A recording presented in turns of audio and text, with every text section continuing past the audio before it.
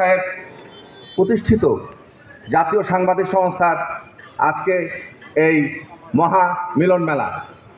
আমি এই মিলন মেলায় যারা উপস্থিত হয়েছেন কষ্ট করে সকলকে ধন্যবাদ ও কৃতজ্ঞতা জানাচ্ছি যে আপনারা দূর দূরান্ত থেকে সাংবাদিক সংস্থার ডাকে ঢাকায় একত্রিত হয়েছেন।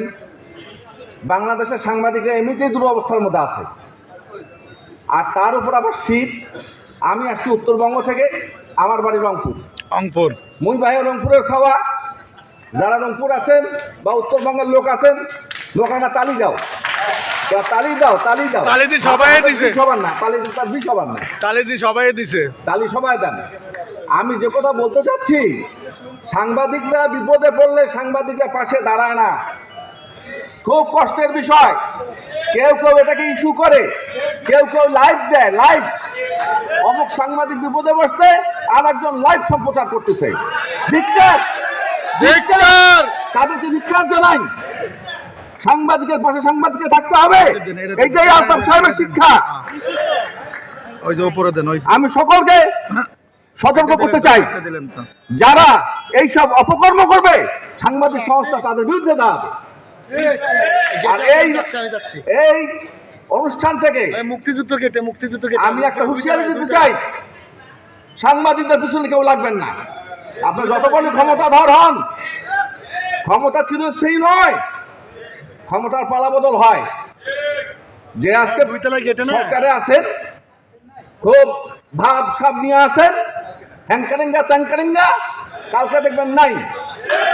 কাজেই হ্যাংকারিঙ্গা ত্যাংকারিঙ্গা সাংবাদিককে দেখাবেন না। সাংবাদিকরা কাউকে ভয় পায় না, কারণ রক্তচক্ষুকে ভয় পায় না।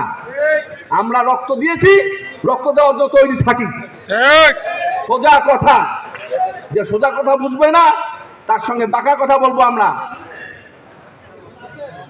সকলকে ধন্যবাদ।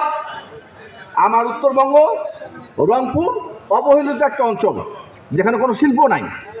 আমি আশা করতেছি আপনারা যারা শিল্প করতে চান বা কৃষি শিল্প করতে চান বা অন্য কিছু করতে চান, তাদের প্রতি উদাত্ত আহ্বান এই সংস্থার মাধ্যমে এখান থেকে যে আপনারা এগিয়ে আসেন, ওখানে আপনারা শিল্প স্থাপন করেন এবং ওখানে যদি 10টা লোকের রুটি রুজির ব্যবস্থা করে দিতে পারেন, তাহলে তো দুনিয়াতে একটা সব পাবেন, আখেরাতেও সব পাবেন, দুইটাই সুখ আপনারা শেষ করে দেন।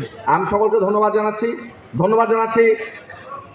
বনি স্যারকে, ধন্যবাদ জানাচ্ছি আলতাফ স্যারের সুযোগ্য সন্তানকে, ওনার স্ত্রীকে, যারা আমাকে সুযোগ করে দিয়েছেন এই মঞ্চে কথা বলার জন্য।